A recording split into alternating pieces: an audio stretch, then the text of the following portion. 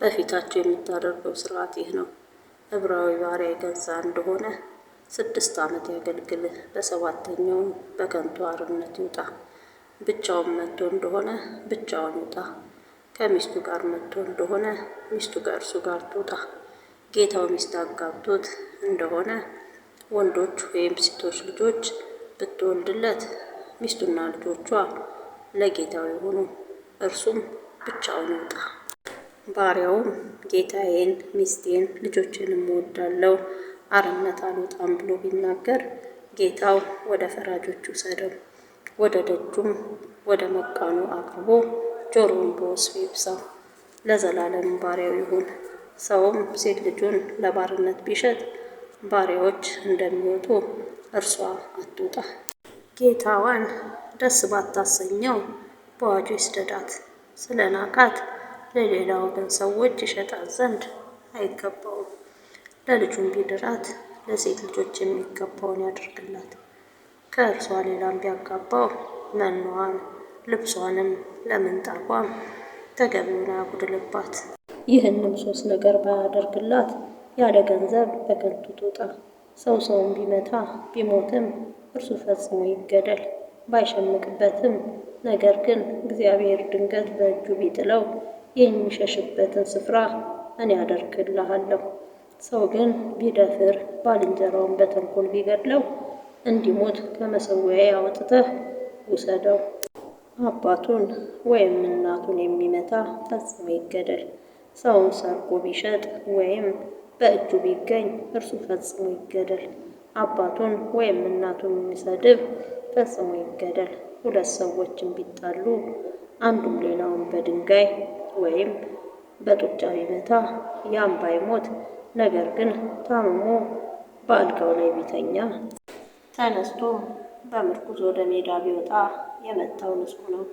ነገር ግን ተግባሩን ስላስፈታው ገንዘብ ይከፍለው ዘንድ ያስፈውሰውም ዘንድ ግዴታ አለበት። ሰውም ወንድ ባሪያውን ወይም ሴት ባሪያውን በበትር ቢመታ ቢሞትበትም ፈጽሞ ይቀጣ። የተመታው ግን 1 ወይም 2 ቀን ቢቆይ ገንዘቡ ነውና አይቀጣ።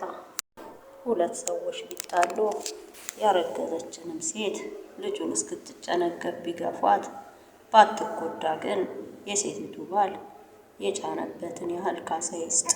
ፈራጆቹም እንደፈረዱበት ይክፈል። ጉዳት ግን ቢያገኛት ሕይወት በሕይወት፣ ዓይን በዓይን፣ ጥርስ በጥርስ፣ እጅ በእጅ፣ እግር በእግር፣ መቃጠል በመቃጠል፣ ቁስል በቁስል፣ ግርፋት በግርፋት ይክፈል። ሰውም የባሪያውን ወይም የባሪያይቱን ዓይን ቢመታ ቢያጠፋውም ስለ ዓይኑ አርነት ያውጣው። የባሪያውን ወይም የባሪያይቱን ጥርስ ቢሰብር ስለ ጥርሱ አርነት ያውጣው። በሬም ወንድን ወይም ሴትን እስኪሞቱ ድረስ ቢወጋ በሬው ይወገር፣ ሥጋውም አይበላ። የበሬው ባለቤት ግን ንጹሕ ነው።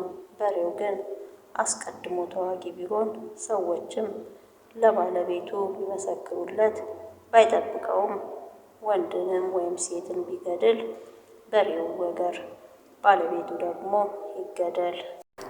ከእርሱ ግን ካሳ ቢፈልጉ የሕይወቱን ዋጆ የጫኑበትን ያህል ይስጥ። ደግሞ ወንድም ልጅ ቢወጋ ሴትንም ልጅ ቢወጋ ይህንኑ ፍርድ ያድርጉበት። በሬው ወንድ ባሪያ ወይም ሴት ባሪያ ቢወጋ የበሬው ባለቤት 30 የብር ሰቅል ለጌታቸው ይስጥ፣ በሬውም ይወገር። ሰውም ጉድጓድ ቢከፍት ወይም ጉድጓድ ቢቆፍር ባይከድነውም በሬም ወይም አህያ ቢወድቅበት የጉድጓዱ ባለቤት ዋጋቸውን ለባለቤታቸው ይክፈል፣ የሞተውም ለእርሱ ይሁን። የሰው በሬ የሌላውን በሬ እስኪሞት ድረስ ቢወጋ ደህናውን በሬ ይሽጡ፣ ዋጋውንም በትክክል ይካፈሉ፣ የሞተውንም ደግሞ በትክክል ይካፈሉ።